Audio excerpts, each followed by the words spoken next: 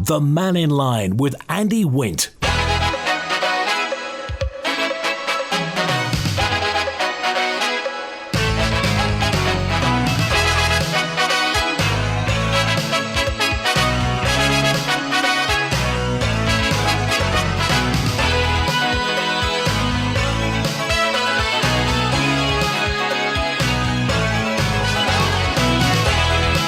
Open line, Mannin Line today by calling 66 13 68. Just tell the Isle of Man what's important to you, what matters to you. If you can make sense of anything for us, then we really appreciate it. Call 66 13 68. Text or WhatsApp on 166 177. Email studio@manxradio.com.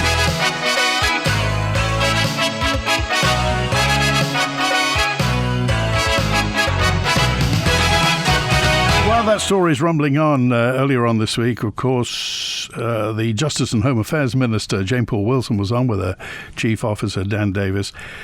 And obviously, Home Affairs is very much concerned with the security of the Isle of Man. And certainly we talked about the fact that the prison is almost full.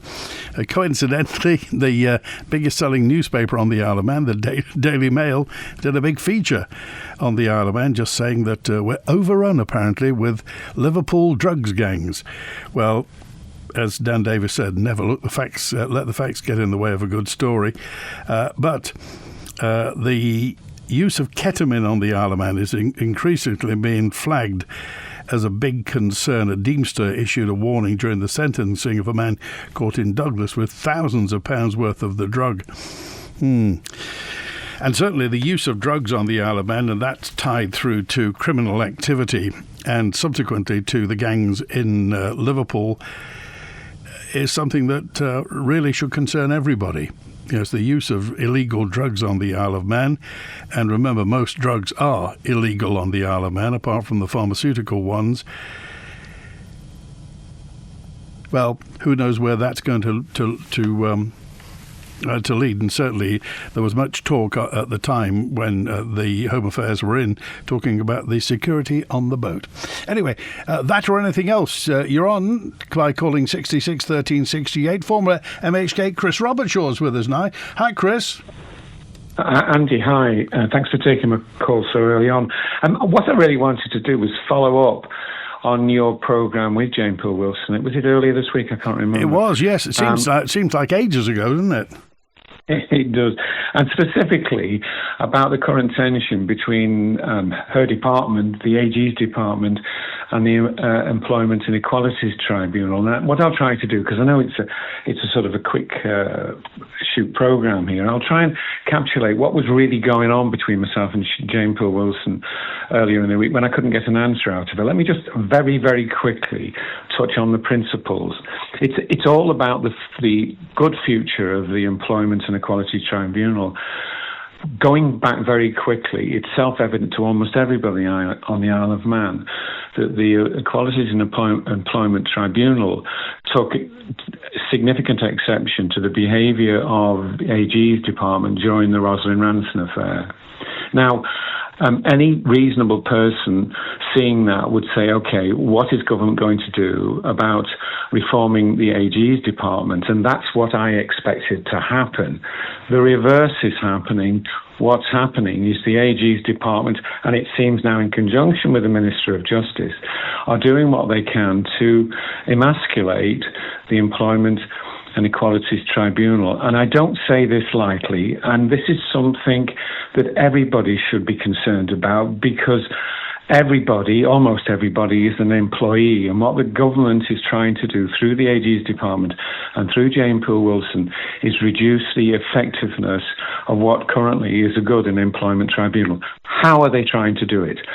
First of all, they're placing advocates who sit inside the AG's department to actually work as members of the Employment Tribunal.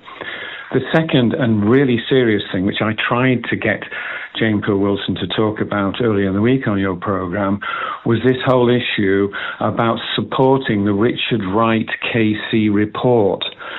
Now, that report specifically tries to infer blame about that whole Rosalind Ranson affair and its outcome on the Employment Tribunal, which is utterly incorrect.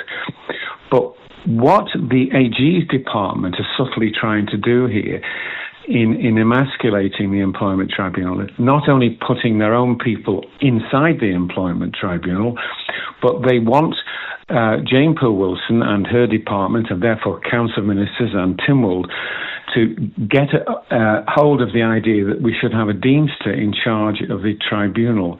Now, that is utterly wrong. Let me quickly explain why. The Employment and Equalities Tribunals in the UK are much more complex than ours and run very much in their formats closer to the way high courts work, i.e. very complicated, very expensive and long-winded. To its great credit, the Isle of Man, when it introduced the Employment and Equalities Tribunal, brought in a much simpler system which was designed to give employees a fair chance of what you might call their day in court. And it's specifically laid out in the rules, and I'll just pick very quickly some of those rules out. One of them, under Rule 7, is ensuring that parties are on an equal footing. The actions of the Attorney General's Office and the Minister of Justice is trying to undermine that principle. 2, avoiding unnecessary formality and seeking flexibility in the proceedings. Again, the Manx Radio has twice put on 2 pieces recently to show that there's an attempt to undermine that. 3, avoiding delay so far as compatible with proper consideration of the issues. Again, the AG's department are trying to make sure they're extended and complicated. And finally, E, saving expense. Well, the whole point about the way the AG's department wants to engage with the Employment Tribunal is to make it expensive. So they want it expensive, litigious, and long-winded. And they know, the AG's department know full well that most people will walk away at that stage. And that is what the chairman of the Employment and Equalities Tribunal is actually saying is happening. Now, if Jane Poole Wilson takes this motion to the floor of Tynwald, she's got a good chance of getting it through because the Council of Ministers have got 10 votes. They've only got to find 3 more, and they've done it. So I'm saying today to all the members of Tynwald, wake up, smell the coffee and realise what's happening here, because it's an absolute disgrace, Andy. Well, the chair, Douglas Stewart, said he didn't want to see complainants ground down by undue formality, particularly if they're funding the litigation themselves through a lawyer, advocate, or are without legal representation. He said it's not right that complainants with a case having prima facie merit should be deprived of their day in court due to an uneven playing field. Is that right? Absolutely right. And listen to this. Currently, there's in fact, Manx Radio have dealt with it today, Dr. Kelly Elliott, who's trying her best to get her case into the Employment Tribunal and is being supported as a prima facie case worthy of consideration. But the AG's department are trying to make it as complicated as possible. But hear this. Who is it that's now, as it were, standing for Manx Care's position in all of this? It's an advocate called Farrar, Farrar. Not only is he trying to make the whole principle more and more complex, like the UK, to stop people applying to the Employment Tribunal, but he is actually being put on the Employment Tribunal to consider other cases. So that shows you how hard they're trying to inculcate the AG's department control into this whole thing. And the Appointments Commission should be downright ashamed of themselves for letting these advocates in the AG's department become members of the tribunal. I'm telling you now, Andy, and I want the members of Tynwald to listen to this. They're trying to destroy the value to the Isle of Man of our Employment Tribunal, and in so doing, they're undermining any chance in the future of whistleblowers and genuine complainants, all Anybody in government could be in that position. Anybody in the private sector. This could affect anybody. And Tynwald will be tested if Jane Poole Wilson is foolish enough. I can't see how she's doing it as the Minister of Justice, foolish enough to bring this disgraceful proposal to Tynwald. I will want to know exactly how everybody voted, and I don't want to see any members of the Council of Ministers hiding behind the fact that they're a member of Council of Ministers. Council of Ministers should throw this out before it gets anywhere near the floor of Tynwald. It's a disgrace. Why do you think they're doing it? They're doing it because they want to control. They've seen the fact that they were shamed by the Rosalind Ransom efforts because she stood up to them. And she fought in a way that many other people couldn't fight because her husband was a barrister. And the AG's department doesn't like it. And they're trying to crush not only claimants and whistleblowers, but they're trying to defenestrate, if you like, the employment tribunal. It's, Andy, and I'm sorry to use this word, it's close to corrupt practice, this. And everybody's got to wake up. And I will follow minute by minute what happens in Tynwald if Jane Poole Wilson, who I now declare is more the Minister of Injustice than the Minister of Justice, if she's foolish enough to bring this forward. OK, Chris, we appreciate your call. Thanks for being with us today. Have a good day, Andy. Thanks. Thank you. 17 minutes past 12 on Mannin Line today. And Peter's on now. Hello, Peter. Hi, good afternoon. Hello, Peter. Hello, can you hear me? Yeah, go ahead. You're addressing the nation. Right, okay, thank you. I'm lucky enough to drop my granddaughter off at school every morning. Just lately, she's been coming home hungry every day. Anyway, found out yesterday that they had a roast dinner on at the school, but it was dry. They weren't allowed to have gravy with it. And the day before, they had a jacket potato with tuna. They're not allowed mayonnaise or sour cream or anything. It was just plain. I mean, I've heard that there's at least 10 parents that have stopped the kids this last few days at her school alone. And which school is it, Peter? I'm not willing to say that because I spoke to the headmaster this morning about it, and he can't make a comment because his hands are tied. He's not allowed to say whether he's for the school meals now or against it. I mean, they get nothing other than a drink of milk or orange juice or anything like that afterwards. They're just getting milk, or they're getting apple or orange or pear. Right. That's all they're getting. Is this because of this is the new recipe, and this is the new cuisine that apparently they're cutting out trans fats and this, that and the other and sourcing more stuff locally that's happened fairly recently. This is the new regime, isn't it, Peter? It is, yeah. But unfortunately, I mean, the kids are coming home hungry. And we all know that hungry kids do not learn. There's something gone wrong again. I mean, I totally understand that they don't want processed food. I understand that. But, I mean, surely all that starts at home.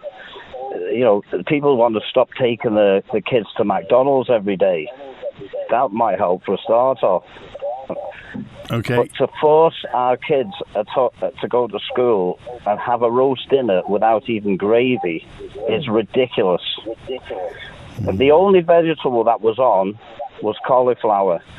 She doesn't like cauliflower. There wasn't any cabbage or sprouts or anything like that. It was just cauliflower. And so the truth is they're not allowed to serve gravy, or they just didn't have any? No, they're not allowed to serve gravy. Wow. Okay. And they're not allowed to have salad cream or mayonnaise in with the tuna. It's just plain tuna in a jacket potato. Okay. All right. What else is on your mind, Peter? Well, the other thing is this offshore wind farm that they're proposing off the East Coast. Yeah. I think the Isle of Man needs to start and stand up. The people of the Isle of Man, shall I say, should start to stand up and put their voice forward and demand a referendum on this. I mean, these things are going to be as tall as the Eiffel Tower, 6 miles off our coast. And then we're going to buy the electricity back from England.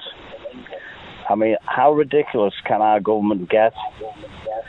Then you've got all the cruise liners coming in with all these tourists, and they want to go on the electric trams and everything down to Ramsey or up to Snaefell, and all they're going to see is these wind farms. They're going to decimate our coastline for generations.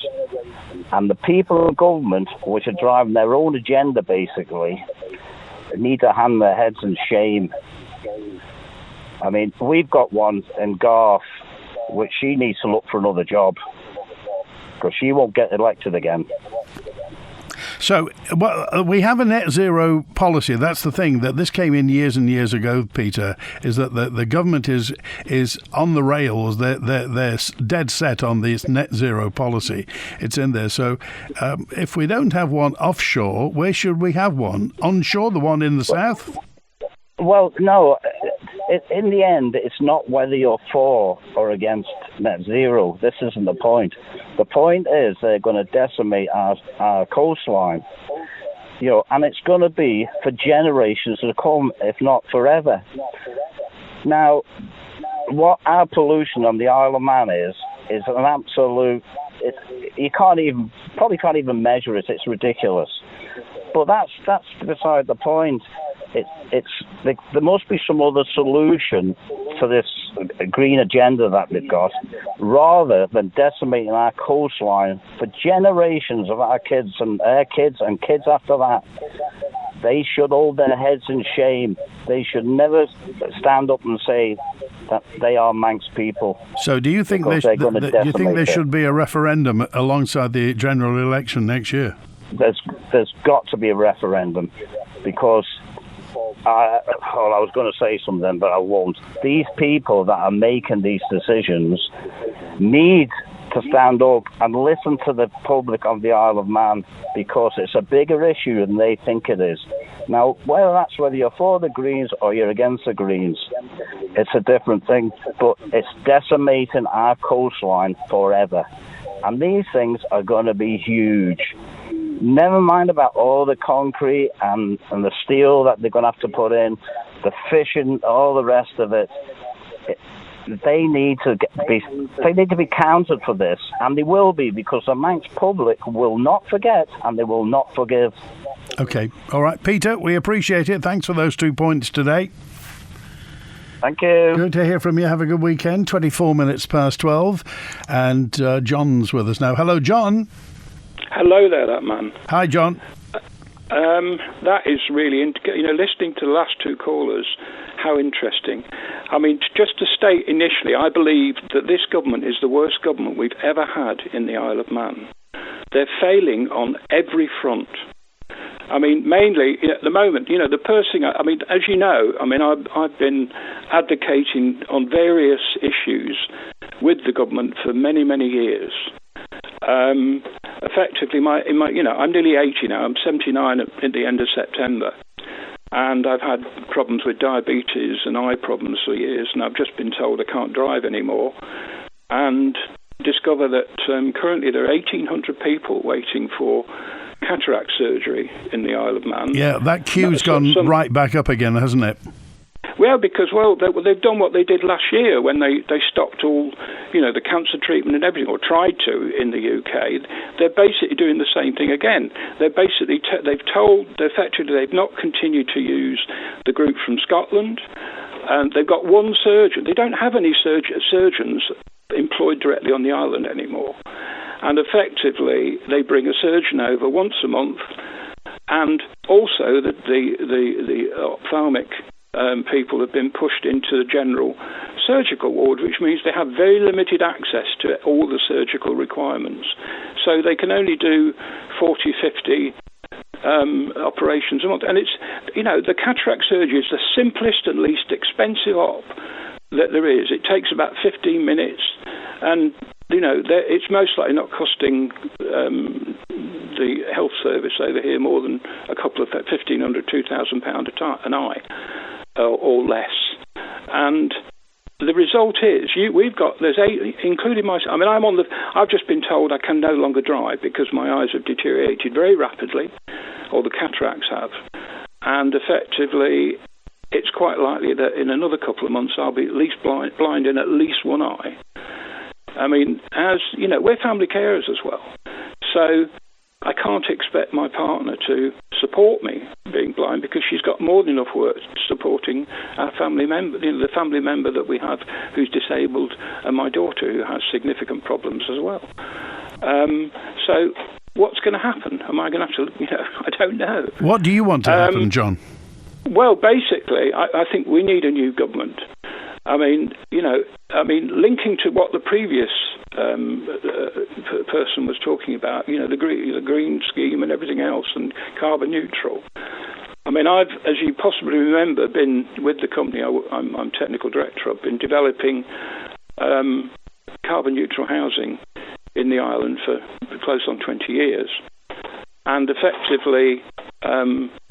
We've recently discovered that we achieved what's called passive house standard, or we could. We haven't actually gone to the standard, attained the standard because it's expensive, and I believe it's unnecessary in the level that it is. But the house complies with all the regulations that apply to passive house. But last year, the British government started developing a standard, a UK standard for net zero, which is going to be launched fully next year, by the end of this year. Last year they released the pilot version, and when I went through it, what I realised was that what we had done in Victoria Road in Douglas fits exactly the parameters they've laid out in that standard. And all we have to do is put 8 kilowatts of solar PV on the roof of this property and we'll be carbon neutral. Right? Now, government is not interested. They've stated categorically they do not want to know about it, right? Moreover, what we can do, we can actually build these properties within existing, in that volume, within existing social and affordable housing budgets, right, to carbon neutral, right? But I know from meeting with various members of the construction industry out here, the big developers, they're not interested in modular construction. They don't want it. They want to carry on building in masonry, which global warming is making ever more difficult. I mean, to take an example, the nursing home at the top of Victoria Road was supposed to cost between £9 and £10 million. It ended up, because of bad weather and God knows what else, costing £14.6 million. And if they had have used one of the systems that we are advocating, it would have been completed in a year at a cost of about £6 million. They're not interested. Now you tell me why. Why do you think? I mean, in your words, that government is turning their back on this?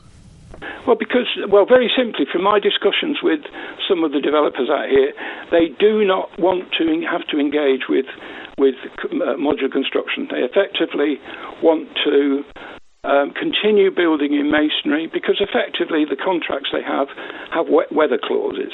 So it means if they're delayed by the ever worsening weather, they can claim more money on the contract, But I mean, look, we got the problem with, was it Hertford Homes in Castletown, their problems, which looks like they're potentially going to go and be liquidated. We don't know. I think that's Haven Homes, but we don't. Haven Homes. We don't know the exact financial position there.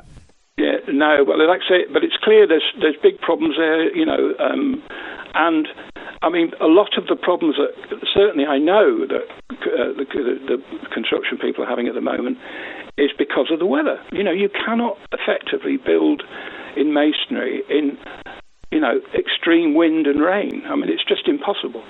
And of course, with us being the whole of the Isle of Man being a severe weather area and the proximity to the sea means that you've got all these masonry buildings being saturated with salt while they're open, which can run into several years. So, what then is going to happen is you're going to end up what's called sick building syndrome, which means, because you've got so much salt, you cannot it's almost impossible to get rid of damp and so on and so forth. But this stretches right across. I mean, my experience with Nobles, what's going on. I mean, it's not that the hospital and the concept of Manx care is wrong. It isn't. It's absolutely right. The problem is that the government is trying to run a demand-led service on a budget, and that is impossible. And they're going further. They're actually stopping people having critical treatment because they're refusing to put the money in to deal with it. Have you got any sympathy for Manx Care and the government? I have great sympathy for Manx Care, for the management, and for many of those who work incredibly effectively within there. I mean, there's an ongoing issue at the moment with my daughter, which eventually I suspect is going to blow up into something very, very big, but it's ongoing. I can't really talk about it at the moment. But I mean, I'm incensed by what I'm hearing from people. And I mean, as a general thing, because I talk to a lot of people and I get feedback from them, it's clear there's a burgeoning fear amongst the Manx population of just what is going on. That effectively, the government's spending all this money for no particular, I mean, look, we bought an enormously expensive boat which isn't basically suitable for the harbours that the damn thing has to use. I mean, it goes on. That's just part and parcel of it. I mean, okay, but it's endless. All the money they spent £1 million pounds on that ridiculous concrete lumps that they put along the front of Douglas. Okay, I mean. All right. I don't think that will last more than a couple of years because of the way it's been done, and it goes on from there. I mean, the ridiculous situation of trying to set up a housing association here using the government housing. I talked to the Chief Minister, at the last government conference, and said it's ridiculous. We don't need housing associations here, unlike the UK, where housing associations are the only way to deal with the requirement for social housing. We've got we've got too many local authorities.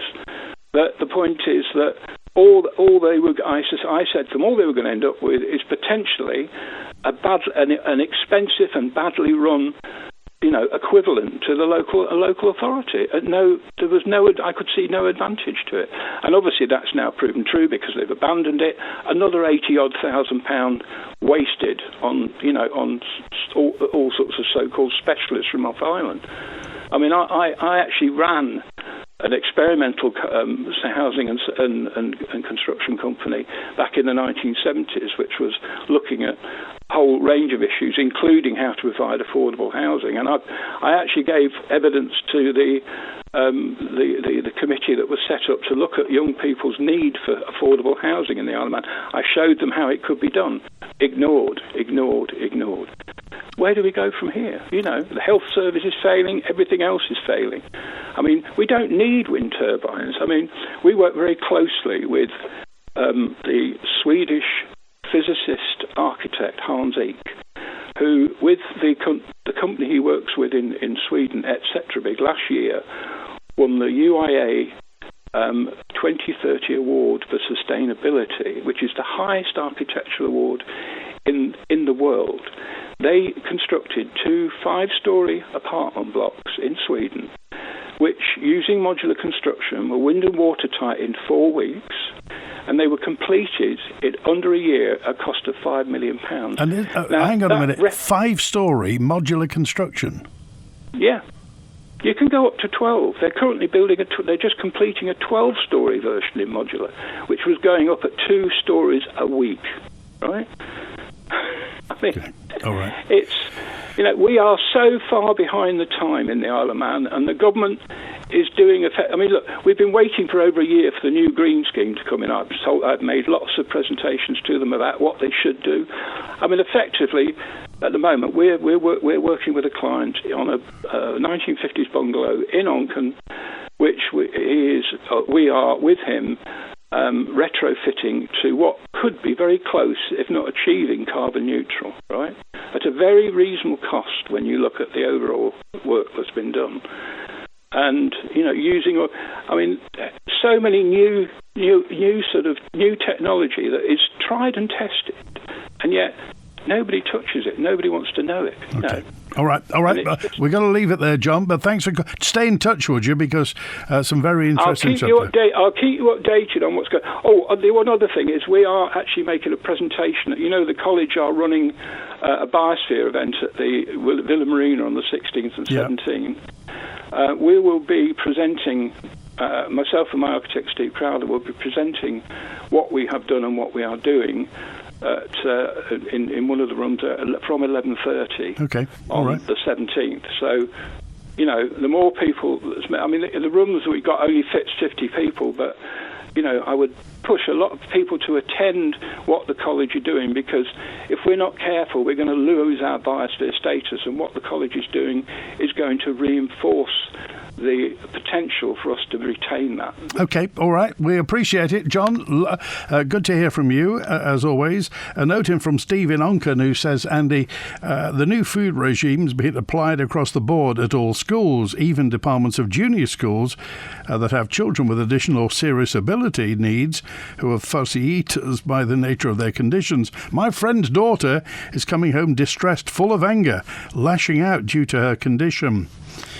There's a negative side to the wind farms, but Big John says, stop and think of the legacy that we're leaving for the future. Wind farms will help slow down climate change for future generations. We're thinking of our future. You've worked hard all morning in IT, doing computery things, or in retail, assisting ungrateful customers, or doing whatever it is you lovely people do. But now, it's lunchtime, and you, my friend, deserve something special.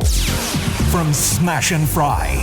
Take your lunch to a new level with our delicious pizzas, fried chicken, smash burgers and milkshakes. Lunchtime is your time. Visit Smash and Fry, Duke Street, Douglas. You deserve it. At Lifestyle Furniture, we know a few things about furniture. We know that not everyone likes the same styles or designs, so we stock the most amazing eclectic range of furnishings for every room in the house.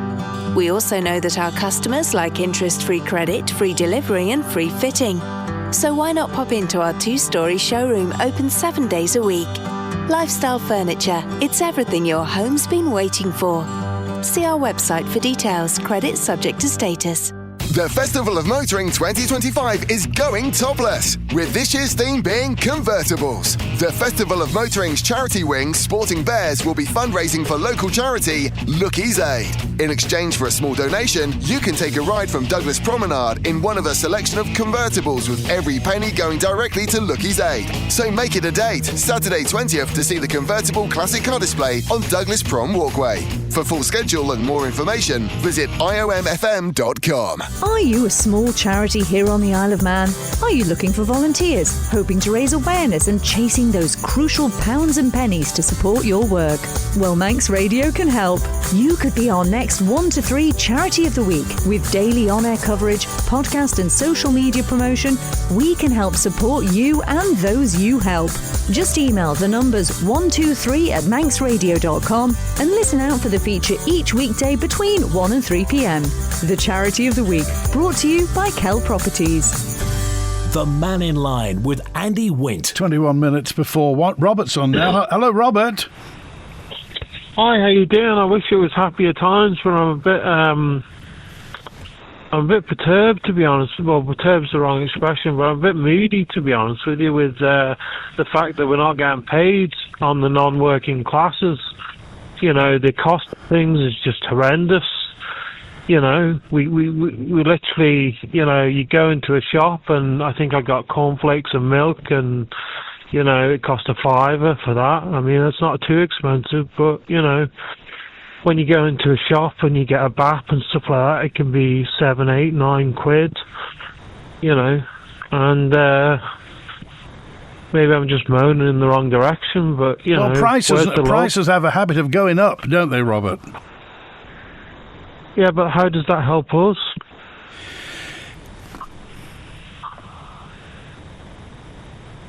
It doesn't, does it? Well, prices just go up, don't they? Everybody has to. I mean, it affects everybody across the board. Prices will go up. I mean, prices very rarely come down, don't they?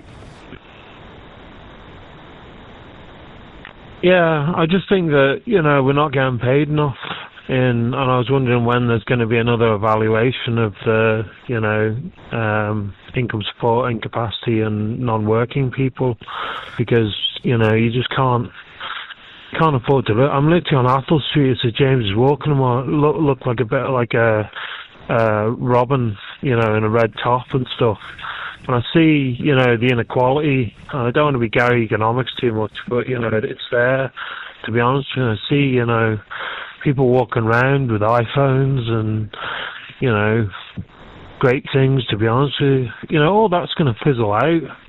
You're just giving away all your information over onto another platform. You don't know who's behind it, to be honest with you.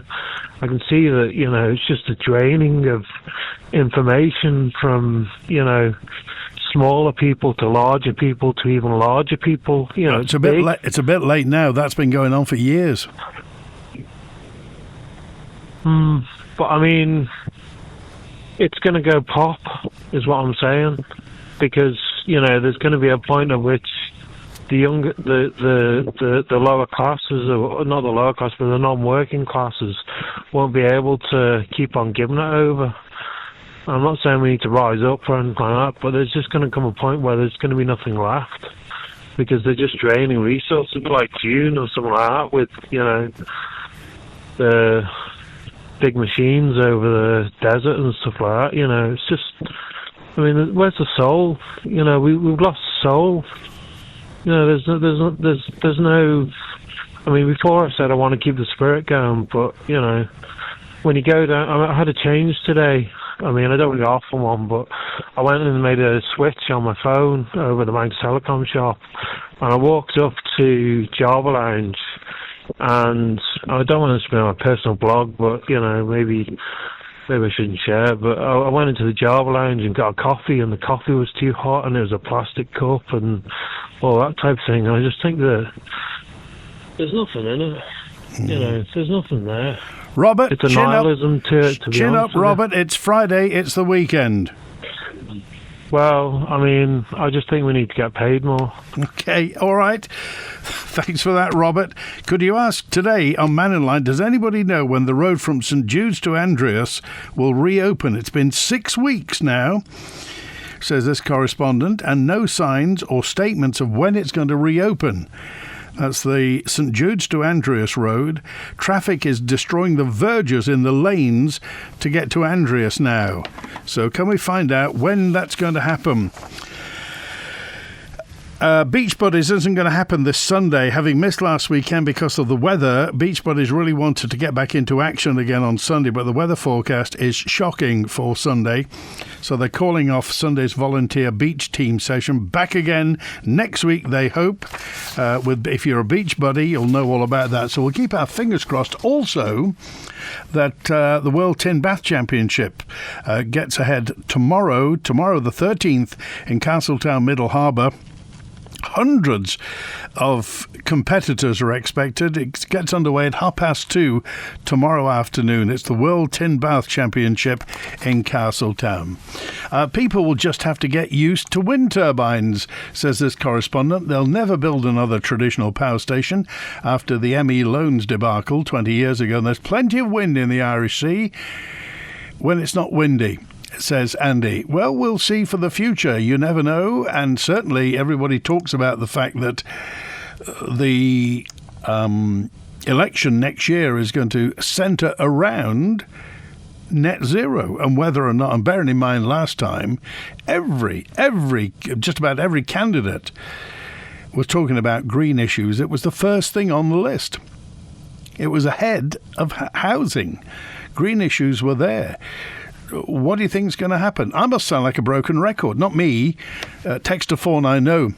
But I wish people would drive with their lights on. It's not just cyclists disguising themselves in dark clothing with no lights in the side of the hedges. It's cars as well. It doesn't matter whether it's raining or bright sunlight. It has the same effect that they're difficult to see from a distance, especially under trees and with the sun behind them.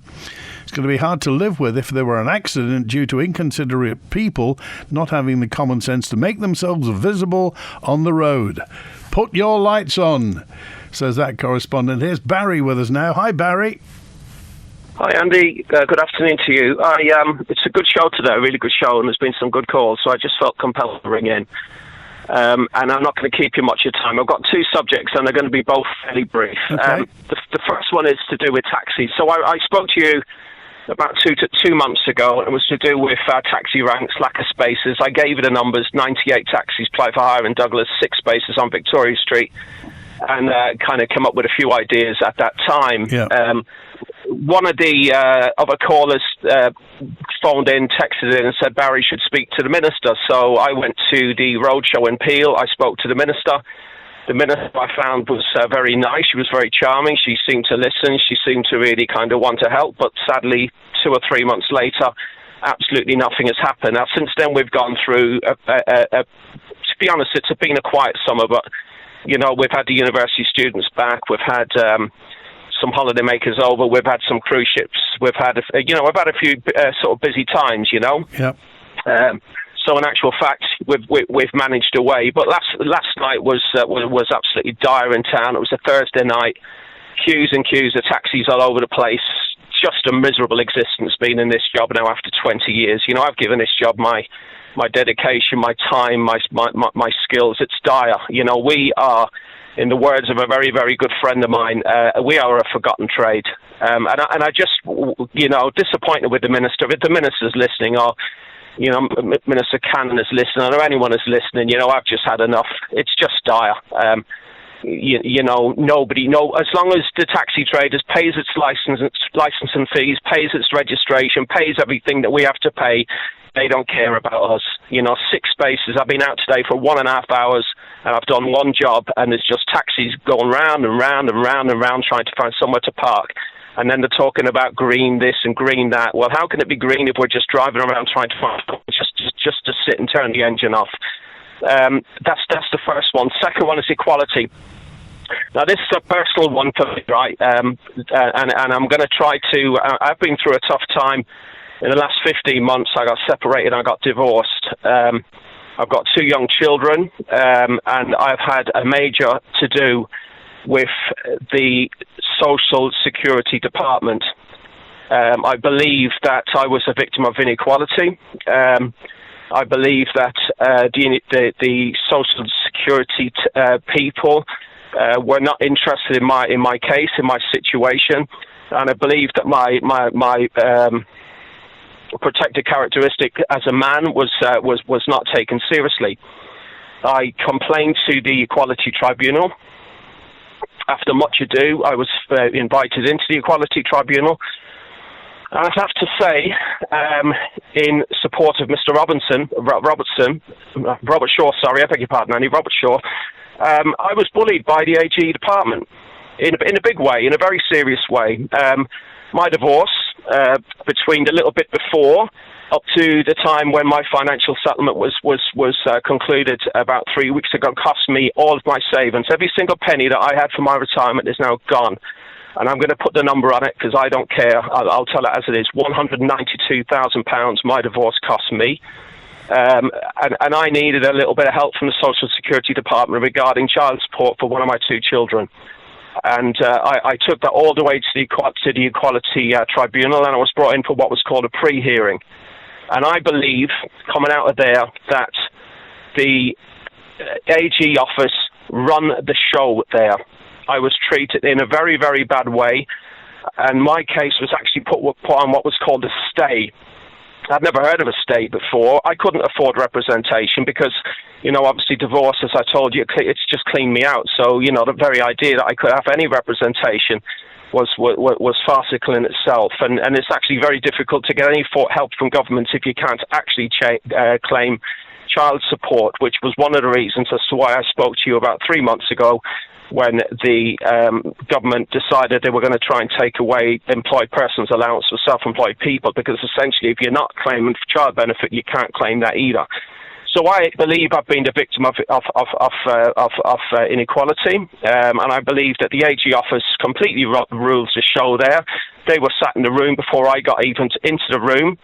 I believe that there was probably things happened that shouldn't have happened, and I completely agree with Mr. Robert Shaw. It was a farcical situation from start to finish. And that's really all I want to say. I've experienced it firsthand. Well, I have to say, we really appreciate your honesty today, and obviously, always, everybody will sympathise with the position you're in, and we only hope that matters start to improve. They really are improving all the time, Andy. I've got 2 gorgeous children, and my mum's health is improving in Ireland. So listen, I'm doing all right. I'll only ever come on here when I have something serious to say. But I completely understand the sentiments of a lot of people in the Isle of Man. You know, this last 4 to 5 years it's just tough here right now. I don't know what's going on, but to me it just feels like a real case of the government and us. You know, we pay our money in to keep people in a far better position, but both for their current life and their future life. And then there's people like me that can't even seem to be able to claim £20 a week child benefit for one of my 2 children. It's a farcical situation, Andy. But listen, I don't like ringing you, but I do like you. I don't like ringing because you know, I don't ring in for the sake of it. I ring in because I really want to try and sort of instill some thoughts and instill some change into the Isle of Man. But this is a tough place to change. That's all I want to say to you today. And I wish you all the very best and all the listeners a very good weekend. All right. Thanks, Barry. We appreciate it. You have been heard. Hi, Liz. I see you've had your garage converted. We're desperate for more room. Yes. Come through and have a look. John called Manx Property Conversions. We now have an extra bedroom, but it could be another reception room, kids' playroom or office. They also did our conservatory roof last year. We were so impressed, we got them back to convert the garage. Wow, I need that. What's their number again? Call MPC on 450 500. That's 450 500. Or find them on Facebook at Manx Property Conversions. Spectrum Windows. If your house needs a new look and your windows let in rain, keep those cold breezes out and make it look like new again. Spectrum Windows, Spectrum Windows. Quality through and through. Great work guaranteed to you. Spectrum Windows, Spectrum Windows. Spectrum Windows. Discover Bathline, the new name in bathrooms at Haldane Fisher. Visit their brand new bathroom and tile showroom in Douglas for a stunning range of bathroom styles and designs. Or get inspired online at bathline-bathrooms.im. Whether traditional or contemporary, Bathline's dedicated in-house bathroom designers will bring your dream bathroom to life. Bathline at Haldane Fisher. Designed for living.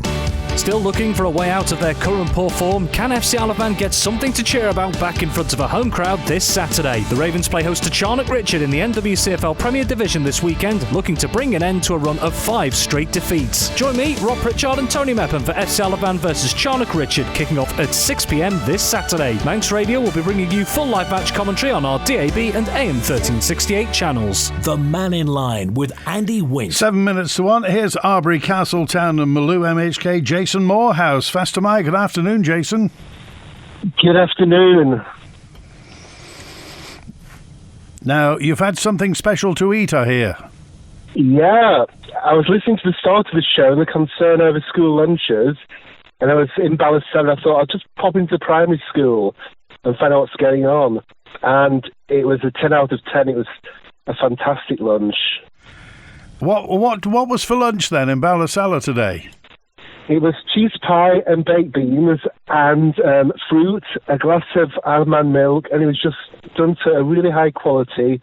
And when you've had a good meal, you kind of feel full, but you kind of feel kind of refreshed, and it's just, really good, honest food. And what was the atmosphere like in the dining room? Were the children happy? Did they appear happy with their food? Yeah. Absolutely wonderful. It was calm. The children were just talking quietly to one another. They were enjoying the meal. Several came out and spoke to me, and they spoke favourably about the lasagna they'd had and the cheese pie they had. And probably the most amazing thing was they were actually collecting the waste and weighing it. And the difference between the waste of the prepared meals that are being provided by the school and the packed lunch waste was incredible. It was about a tenth of the amount. So the children are eating it and enjoying it. And yes, so I think they've made a few tweaks along the road. And it was a pleasure to be there, and I enjoyed it completely. Right. Which school was it you were at? Balasawa. Okay, all right. Well, we wish them well, and we'll see what happens for the future. Thanks, Jason. Good to hear from you.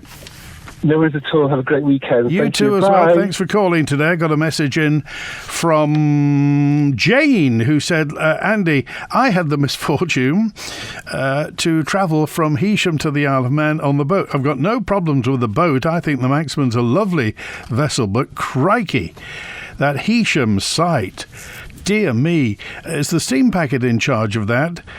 Says Jane, or is there an organisation that runs that? Because for not the first time, there was no snack bar working. Apparently, the staff were sick. The person was sick. There were 7 security guards checking under cars, frisking people, and ushering people towards the loos. But nobody could be bothered to put some chips on. When the Mannin Line's not on air, call Manx Radio to leave your opinion for broadcast on 682 631.